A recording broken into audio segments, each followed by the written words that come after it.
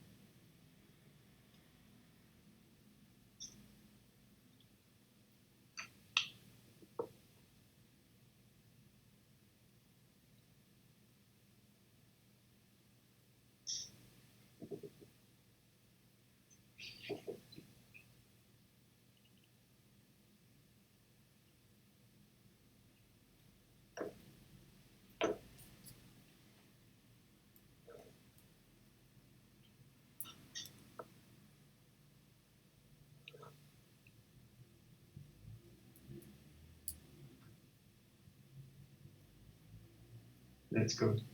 Okay. Maybe for starters, can everyone hear us? Because that's quite crucial, of course. uh, Yep, can hear you. okay, great. Yes. We can hear you, yeah. Fine. Very well. Okay, so welcome to the very first independent Trismegistos workshop. We've held workshops in the past, but that was always in the context of a conference. This is actually the first time we're organizing workshops ourselves. And this first workshop, as you know, will focus on epigraphic texts.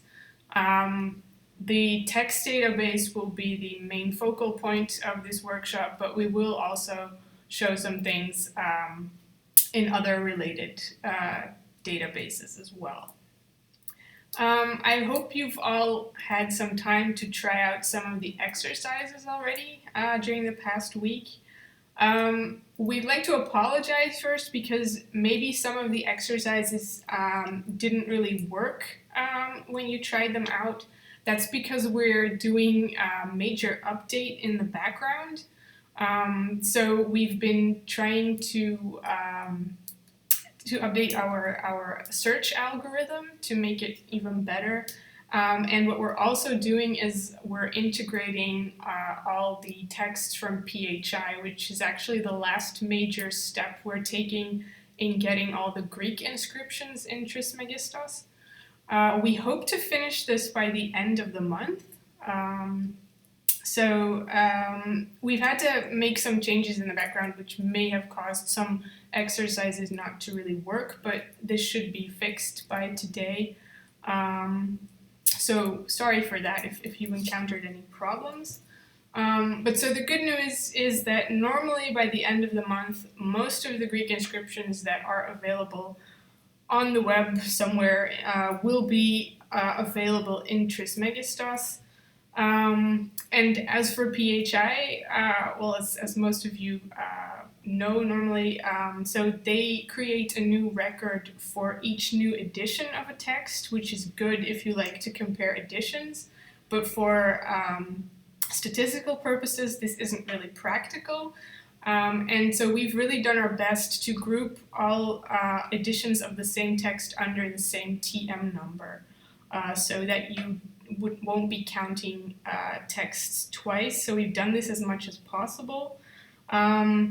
Now, I'm not going to claim that we've solved every single one of them and that there are no doubles left in our database. So if you do still encounter two texts or two Trismegistos numbers that you believe refer to the same text, please let us know, and then we'll merge them for you. Another thing I just wanted to let you know is that I'll be recording Mark's screen, so the screen share you can see online as well. I'll only be recording his presentation, so your names won't be visible, the chat won't be visible, and anything. But it's so that we can put this online after the workshop on the TM Academy site, so that if you want to go through the exercises again, you can do so at your own tempo. So after the workshop, I'll send you the exact link for the video, so you can go through it again if you want to. And then finally, I guess the only thing I need to say, but I bet everyone knows the drill by now after almost a year, is that we'd like everyone to ask everyone to mute their microphone so there's no background noise. And if you have a bad internet connection, it's best to turn off your camera for optimal results. And I guess that's all I have to say to introduce the workshop. So now I'm going to leave the floor to Mark De Pauw, who is the director of Trismegistos and who is going to guide you through all the exercises. Oh, and perhaps, yeah, just one more thing. If anyone has a question about the exercises or was struggling with something, feel free to use the raise your hand function or say something in the chat, and then I'll try to interrupt Mark so we can tackle the issue. Thank you. Mark, it's your turn. Thank you, Janne. Okay, so welcome everyone. Janne has already said a couple of things. I'll come back to some of them in the course of this workshop, probably. But for now, let's start and let's tackle the first couple of questions. So actually, question 1, 2, 3 are how do I look for individual texts in TM? And the first one is, when was the heroic tale described on the inscription Dessau 8393 commemorated? So you want to look for Dessau 8393. And what we try to achieve is that you can just go to the central search and type in Dessau 8393. Let me just, before I press enter, ask you, as Jan has already asked in the email, not to imitate everything I do immediately on your screen, because it's okay for this kind of question, but for some other things that will make our server crash, because some of the requests are quite heavy on the server, and if 10 people do that at the same time, it's not going to end well. So since it's recorded, you can always have a look at it later on.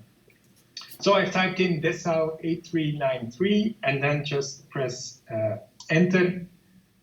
And then, as you can see, the algorithm finds Dessau 8393 by converting it into Inscriptiones Latinae Selectae ELS 8393. So what we try to achieve is that you can use whatever abbreviation you want, even add leading zeros, extra spaces, sometimes even a dot, sometimes even a comma, and it will always be recognized. That's the ideal, that's what we try to achieve. However, it's difficult. You can imagine that there are many abbreviations, and for some of the things there are even many standards with commas and dots and whether or not adding volumes and so on. So this is the case here also. It has been converted to ELS, but actually what we have in the database, as you can see here, maybe I'll zoom in a little bit. It's probably, now I'm in Teams. Zoom in. Yeah, so here you can see, in fact, we have in the database ELS 2.2, which is the volume indication, but abstraction is made of that. So if I now go to this text by clicking the TM ID here, I will be brought to the detail page where you have the TM number, the stable identifier, important of course in a linked open data context, and also in some cases for more famous text, a name, such as here the Laudatio Turiae. So this is the Laudatio Turiae. Since you're epigraphers, many of you, this text will be better known to you than to me, because actually I'm a Dematist or a Greek papyrologist at best. So a bit of an outsider for epigraphy. But I know this text, and you can see here when the question is, when was this heroic tale described? You can see the date here, BC 15 to 9, so in that period. We have an image which is not that common. We only add images for famous texts, and then only if we can find a open access image, such as this one from Wikipedia. It's not really to be used for study purposes or anything. It's just to get an idea of what the text looks like if it's a famous text. And if it's a famous text, it will also have this here, TM Gallery info forthcoming. In this case, there is no text written about the Laudatio Turiae, but the idea is that for our famous text, we write short texts. We're doing that as we go. And if you look at Facebook, you'll get a new text each week. And it's a very wide spectrum of Latin inscriptions, but also Greek papyri and Urartean inscriptions and runic inscriptions and whatever is in TM, and that's quite a lot. So looking at this, so you see the detail page. Everything which is red can be clicked and brings you to pages where information about this can be found. Also here, of course, the links to our partners, which is very important if you want to see the actual text, which we don't normally show. You have to go to EDH or EDR for that. And then here to the right are the publications or editions. You see that we try to give, in most cases, a rather elaborate abbreviation, or not really an abbreviation at all, to make it easier for outsiders to find this publication. But if you hover on this, you can sometimes, like here, see an abbreviation of this particular title, which may be a lot more cryptic. So there are also, I don't know whether you've seen this, but there are these PDF signs following some of the individual entries. If you click those, I won't do that, it brings you to a PDF, a place where you can find a PDF rather. So if it was easy to add, we've really added a link to the individual book. In some cases, it will be a link to the page where you can find, for a journal, the articles for that year, or even just a page where you can find all articles in that particular journal. So that will depend on what was easy to add. We try to go fast with that. So that can be useful. Of course, you'll particularly find the older publications which are out of copyright. But now and then there are some open access publications also, and we add the links whenever we know about them. So this list here has a list of editions of this text that has been added manually, so by people. Sometimes nowadays you see here that it says click here for further bibliography. That's not just because the list is too long. It is because whatever is visible here is not added by humans who've checked it, but it's added through an algorithm. So we are increasingly working on algorithms to distill references to texts from, well, let's say a bibliography where you have the summary or something. And so if we have bibliography that comes from there, it's to be found here under click here for further bibliography. But that's an evolution for the future, and you'll hear about that. So then here you have the collections. So we try to find these collections, this information about where is this text now and what number does it have. But it's not always easy, particularly for epigraphy. There's a lot of work to do. Very often we just do not have any information about where the text is now.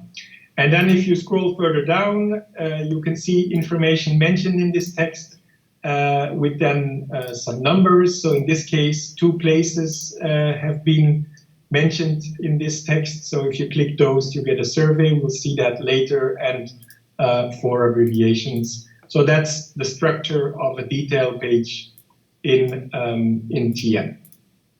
So I said we also add the name Laudatio Turiae. In fact, you can also, if you go back, find that text by just typing in Laudatio Turiae, and that will find this particular text, the Laudatio Turiae. So if you go here, click here or here, you're brought to the detail page. As you may have seen on the home page, when I see my browser keeps track of all these things, so gives away what I've been typing before. So suppose you make a typo, you write Laudatio Turiae with TH. What will happen then? Well, nothing. You won't find it. But in the background, what you've searched for is matched in a more fuzzy way to what we have. And on the basis of that comparison, the computer suggests, or the algorithm suggests, perhaps you meant the Laudatio Turiae. So if you click that, then you go to the Laudatio Turiae as you were intending it. So we preferred not to do this automatically, to give you some more control, because sometimes, of course, the suggestions made are not correct. And then you would think that you would end up at the right page, whereas in fact you are not. So this is the reason why we do that. So I said Dessau A393, ELS A393, Laudatio Turiae. You can try those always in the central search. We try to make as much information reachable through the central interface. However, it's not always possible because, as you know, we have a lot of different types of information, and it's complicated because, of course, in the central search engine, like here, you don't really know what the person is looking for. So if you don't find what you're looking for here in the central search, it's better, as many of you probably do, to go to the text search. And in the text search, you have all these categories, and that's a way of telling that this particular word you are looking for is actually information about this and that. So it makes it a lot easier for the algorithm. And you can, I can type in the same here. So let's say D8393, not that it's very common, but Klaus Slaby uses just the D and then the number. I think he even adds, in some cases, a 0. But that's not important, so the algorithm takes that into account, that leading zeros are not used by us. However, you just do not always have to type in directly what you're looking for. And this is perhaps not known to all of you, but this little I here for information, if you click that, then you get some guidance, let's say. So for names, editions, catalogs, we do not really have a complete list because that would be very long and slow things down. If you click here, you go to that alphabetical list, and you can say, for instance, it starts with K and then scroll down. But of course, in most cases, that's not the fastest and the most convenient way. But for other things, like for instance, editors, if you click here, you have to wait a little bit, but after some time, you'll get a complete list of editors in Trismegistos. So you can scroll down. Of course, you might get tired of scrolling down, but it's also possible to search in your browser. Let's say, I don't know whether there are any, yes, ZY. And that's, of course, disadvantaged, and it looks for everywhere, also at the end. But it might bring you a lot faster, or you can just scroll down here, of course, and go to, well, I'm not sure I'm going to pronounce this correctly, so I won't. But if you click that, if you click the entries here, it's automatically filled in to the left. And if you do a search, then you should normally get, in this case, one text which has been edited by this editor. So this is the text interface where you split up your information, and always use this if you feel uncertain.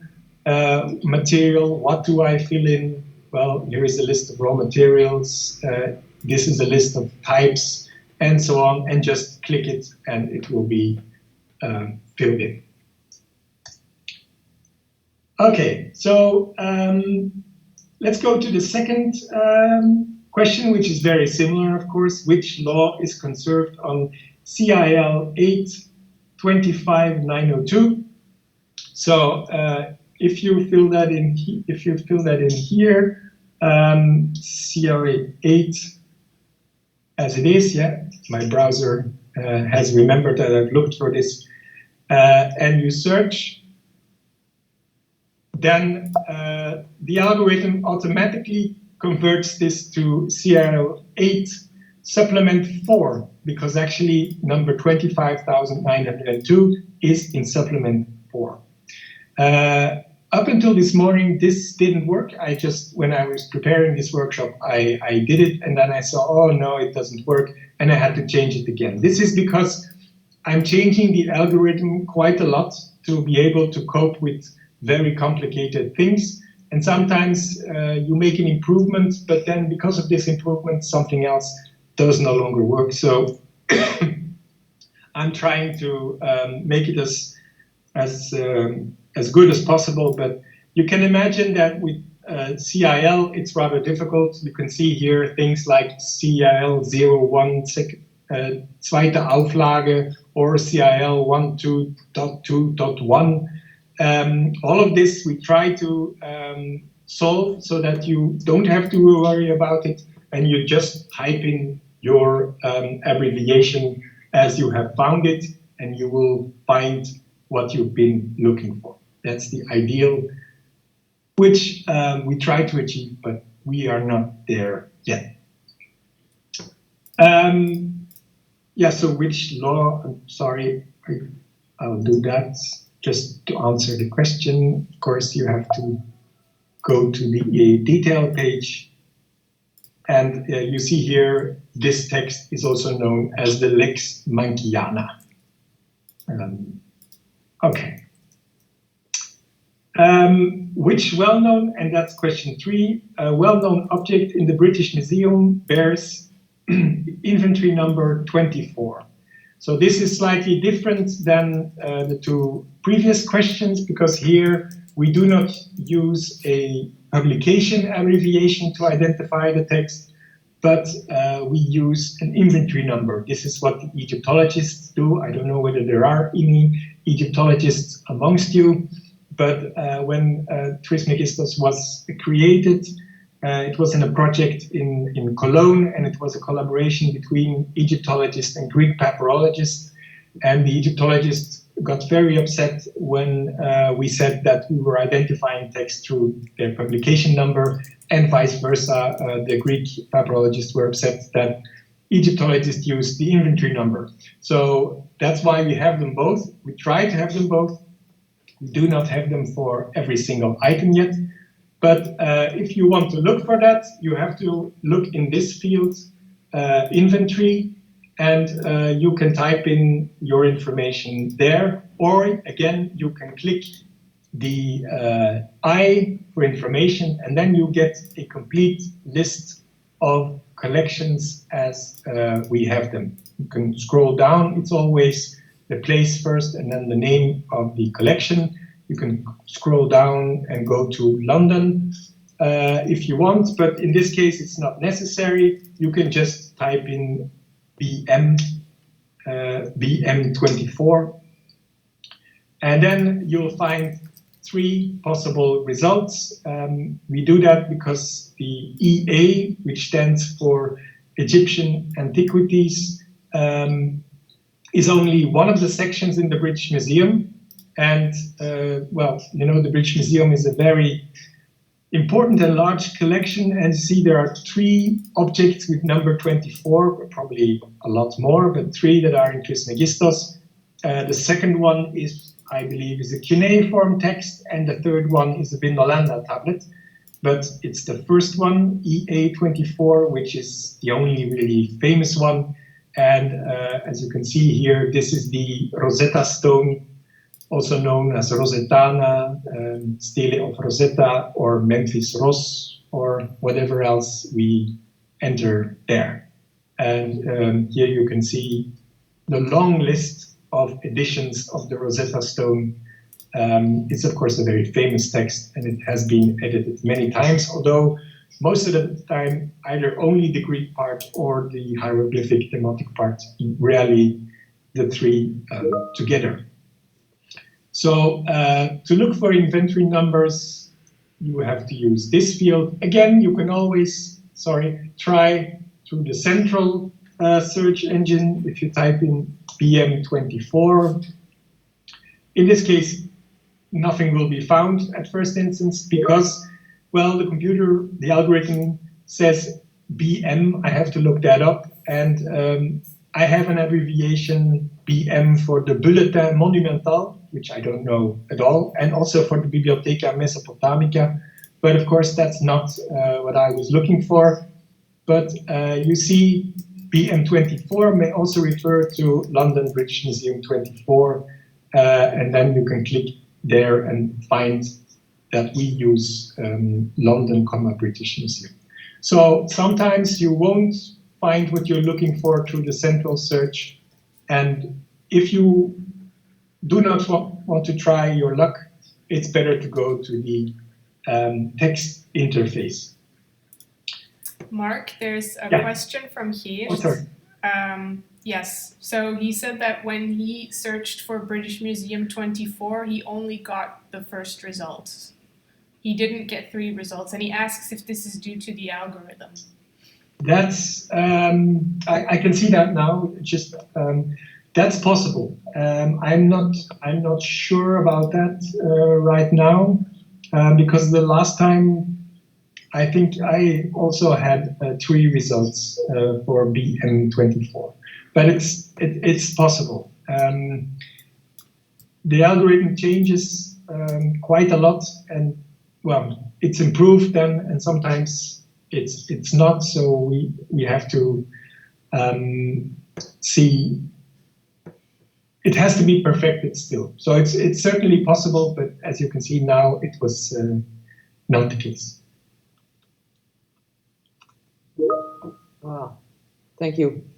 Okay.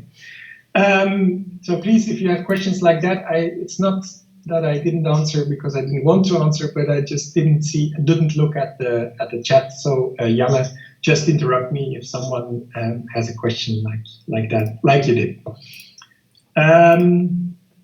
Okay, so this is for individual texts, but of course there are a lot of alternative possibilities, and the next couple of questions are for looking for groups of text.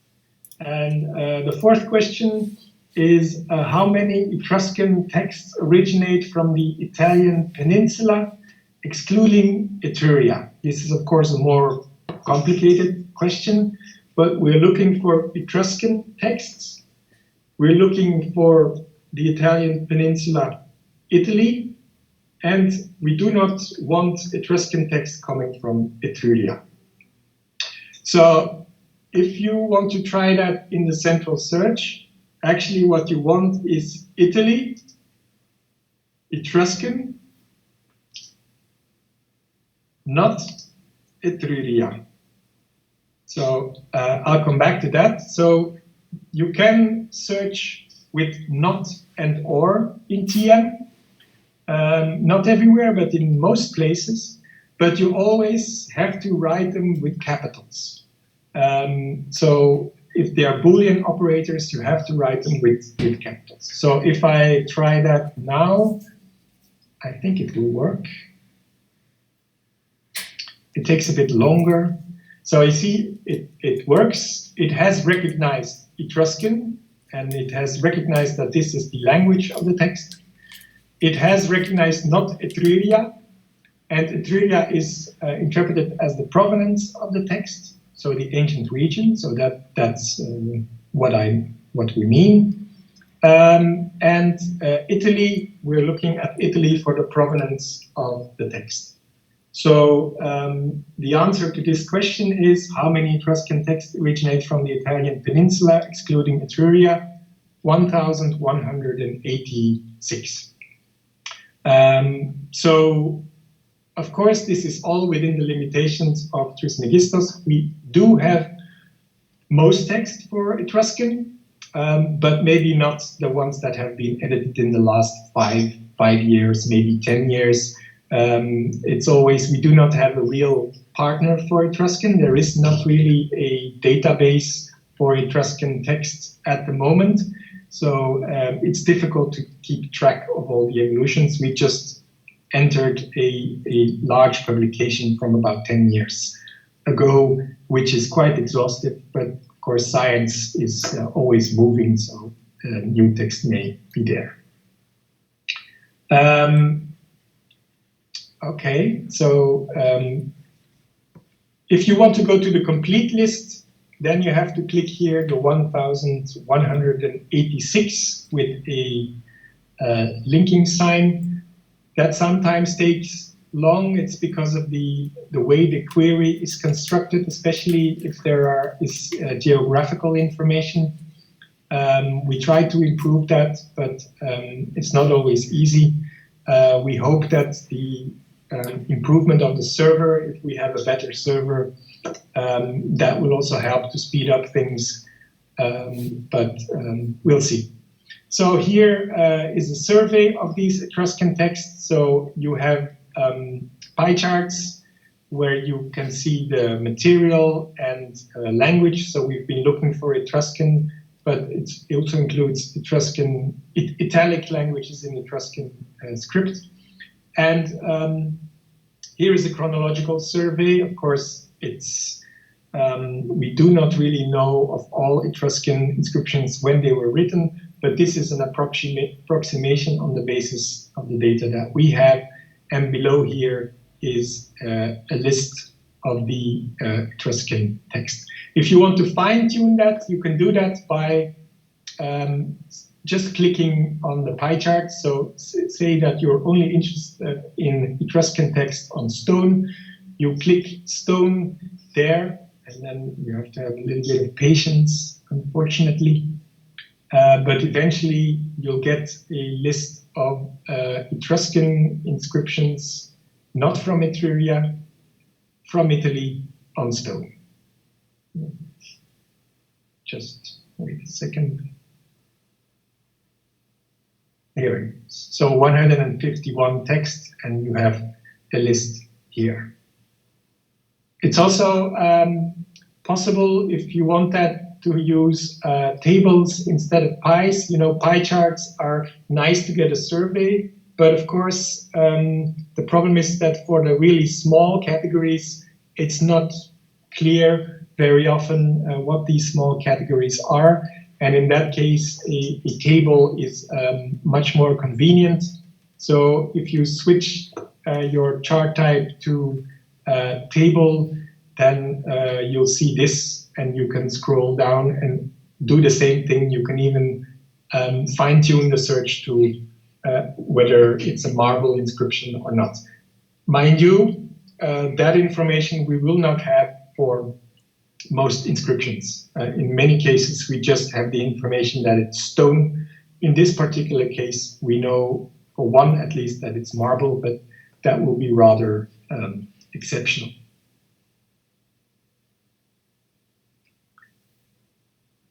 Okay, so next question, question number 5. Are there more Latin texts in SEG than there are Greek texts in AE?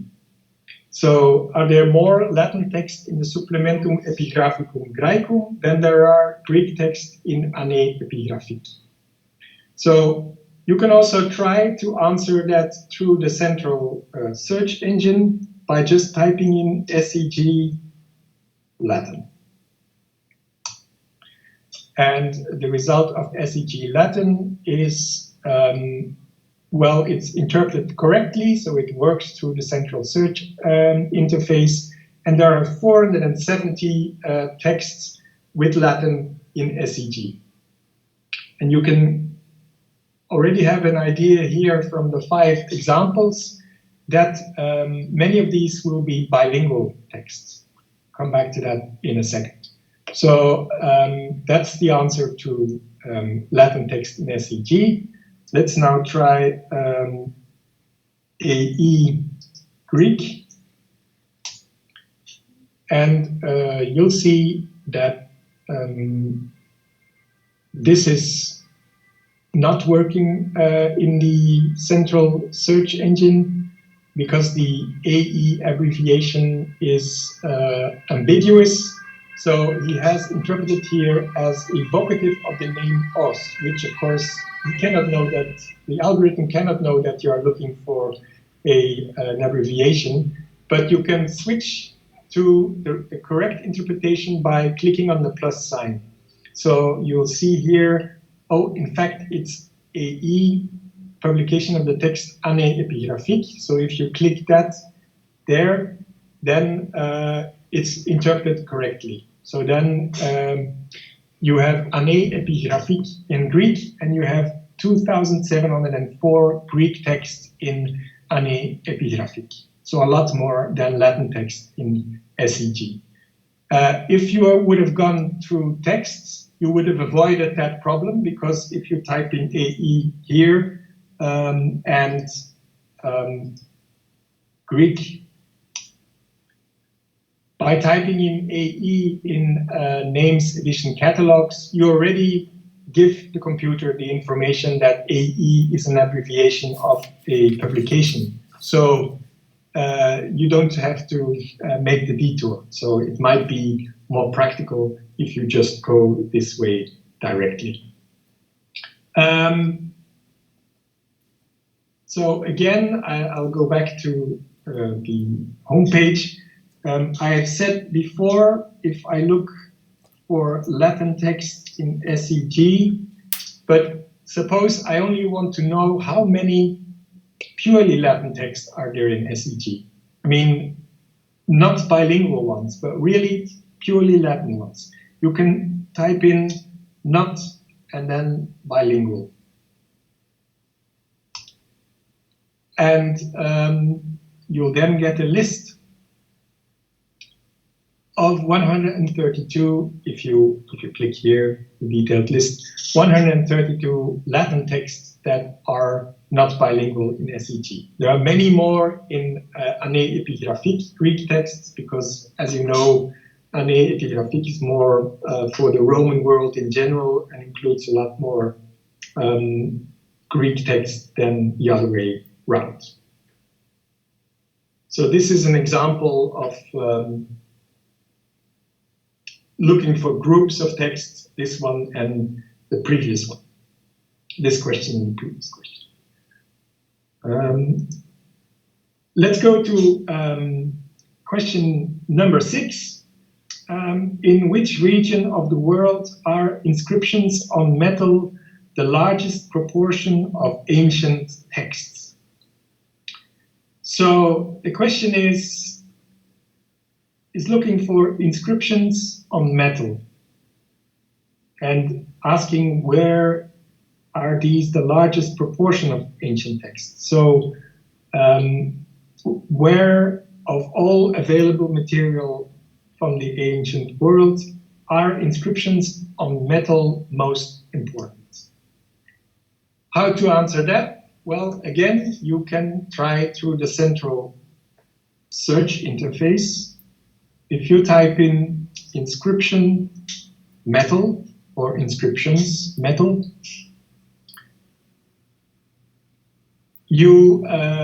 it's recognized that this is about inscriptions and it's about metal. An inscription is defined, as you can see here, as all text on hard writing surfaces, not papyri, parchment, or cloth, with the further exclusion of ostraca and wooden tablets.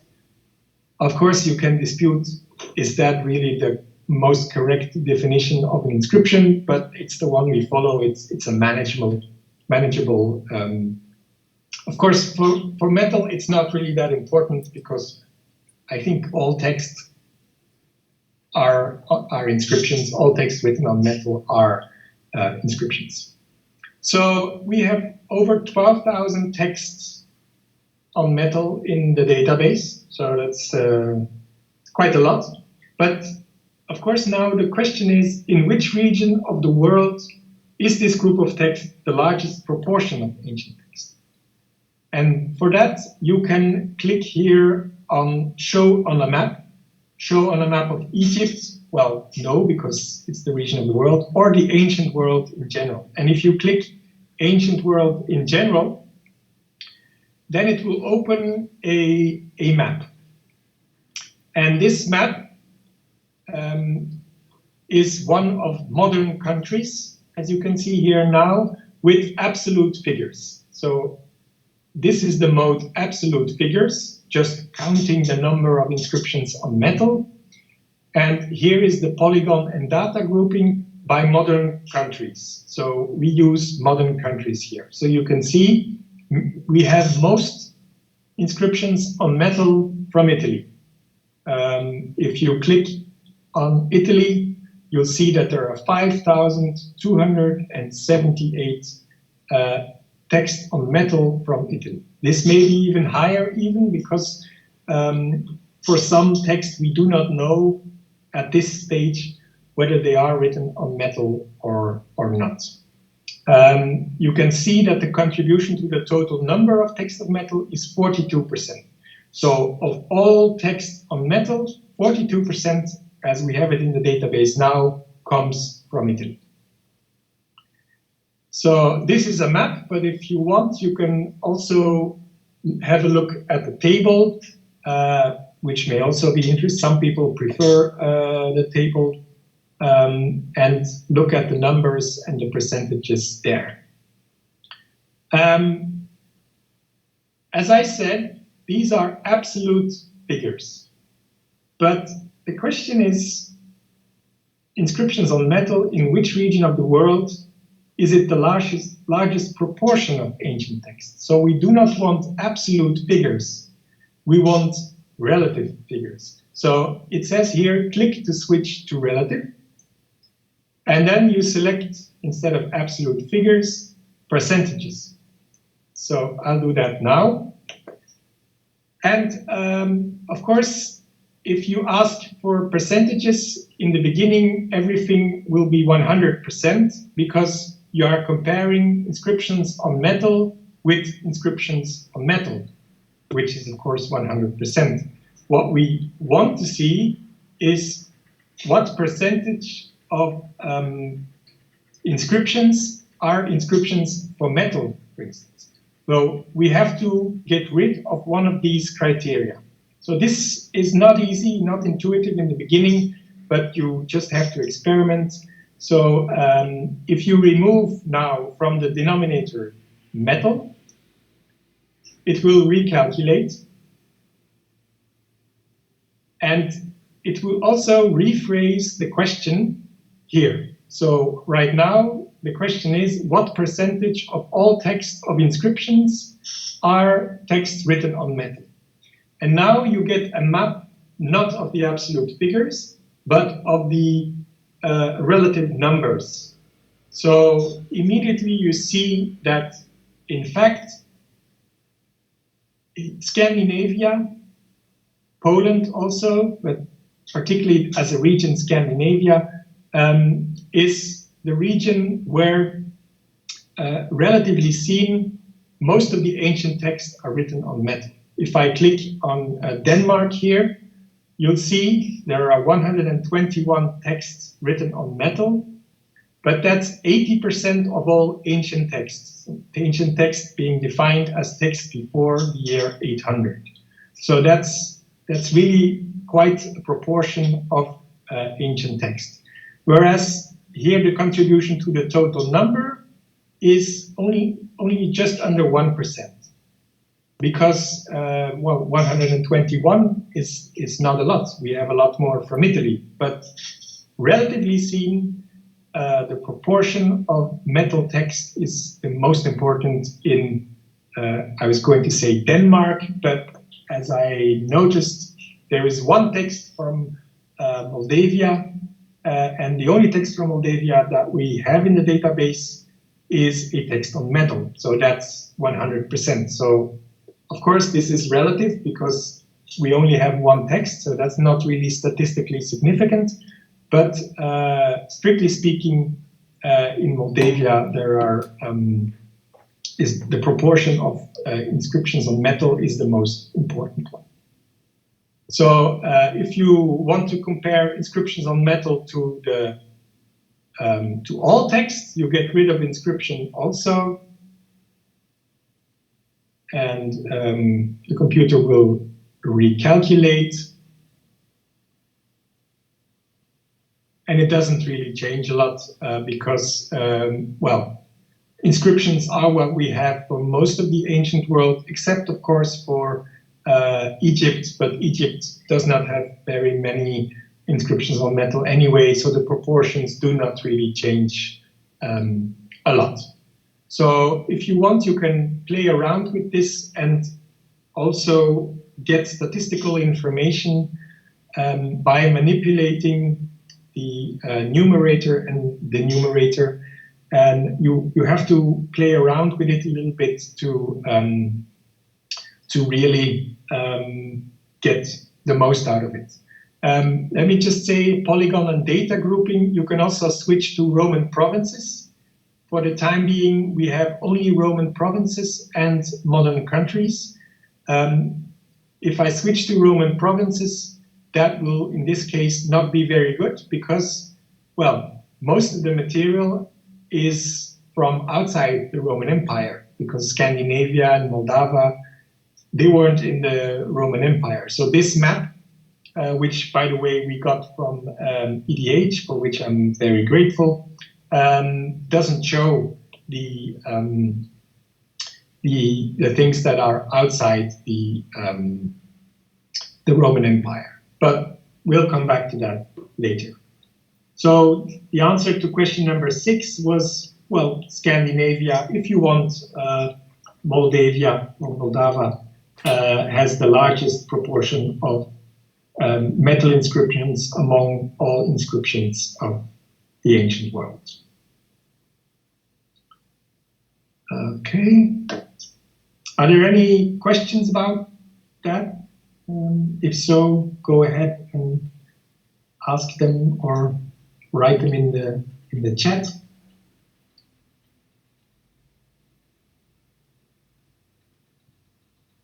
If not, I'm going to go to the next question. So this will be the last question before the break.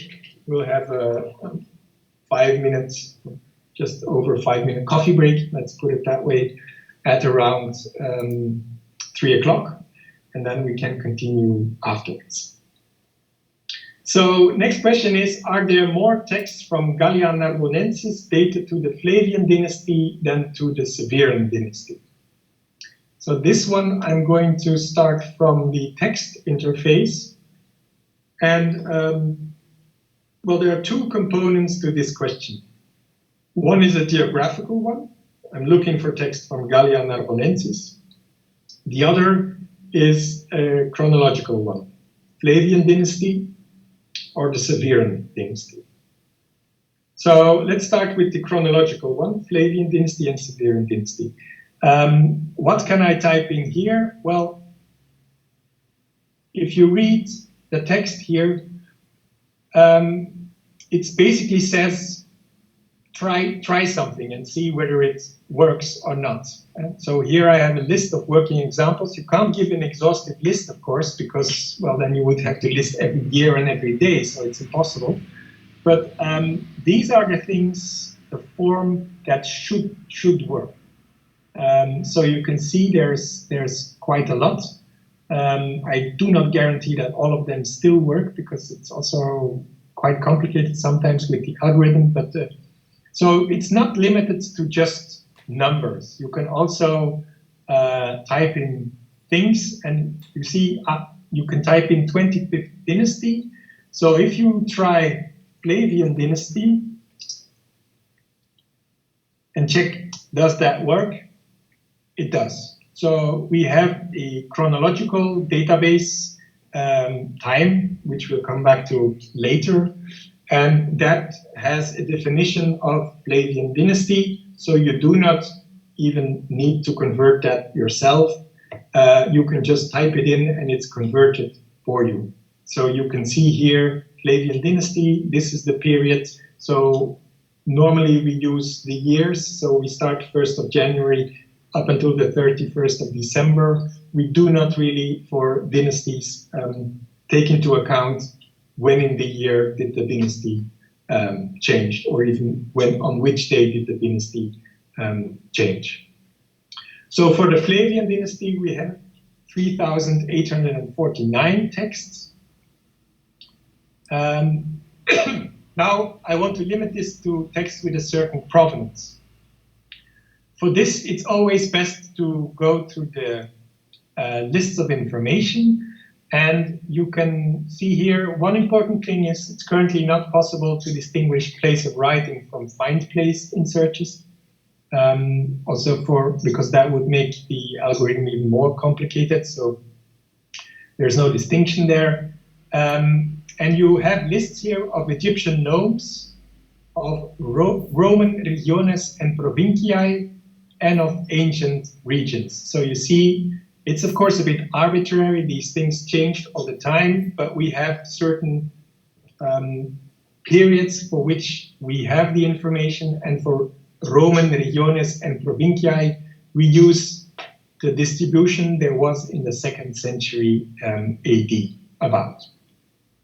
We also have another one, ancient regions, and that's the 3rd century BC. So let's use the Roman regiones, and if I scroll down, you see there is the Provincia Narbonensis. If I click that, it's filled in. So the Provincia Narbonensis and Flavian dynasty, search, and it finds 120 texts for the Provincia Narbonensis and Flavian dynasty. Whereas if I change the Flavian dynasty to Severan dynasty, then I get only 5. So for Narbonensis, we have more material in the Flavian dynasty than in the Severan dynasty. One remark you could make is now I'm looking for texts dated between 193 and 235. So this is strict, of course, and this means that all of these texts are really, their ranges are within the range of the Severan dynasty completely. You may want to be less strict. If you have a text which is dated between 190 and 195, you won't find it in this setup because possibly it falls outside of the date range of the Severan dynasty. So it's not included here, but perhaps you want to be less strict. This you can do by clicking here the plus sign and then selecting not strict. If you pick not strict, then you have 7 texts. So the number of texts increases. The way that strict works is easy to understand. The way that non-strict works is a bit more complicated. You can follow the question mark here and then read it. It has to do with the how long a period you are looking for, whether it takes more in, whether it's more flexible or not. But it can be very important. There was someone, someone using the LDAB, and he was looking for texts from the 1st century and the 2nd century, and he added them up and then said, but this is not the same as when I search for 1st, 2nd century. Well, no, because sometimes texts are not dated to the 1st century, but they're dated to, let's say, 75 AD 125. If you say strict, you won't find those texts. You will not find them either if you look strict for the 2nd century, but you will find them if you look for the 1st to 2nd century. So always be careful with date ranges. And think about, well, there's a lot of imprecision in the database. It's not our fault in this case. It's the fault of the data. We do not know of many texts precisely when were they written. We only have approximations. And so if you use dates as a search criterion, you're going to have to be flexible and not think that there is one figure which is correct and the other ones are not. Let me just add for this that in this case, the central search wouldn't work. It's quite complicated. We're still working on that. But if you search for Gallia Narbonensis in the central search, you search for the entry in our geographical database Gallia narbonensis and not for the region as it is. I'm quite happy to explain that to you, but it's really quite complicated database structure. So it boils down to the fact that we have a hierarchical level in the geographical indications and not a polygons for regions, which would be ideal, but of course also a lot more labor intensive. Okay, it's 3 o'clock, so let's pause here for 5, maybe a bit more, time to get a coffee and return. If you have a question in the meantime, just put it in the chat and then I'll have a look when I come back.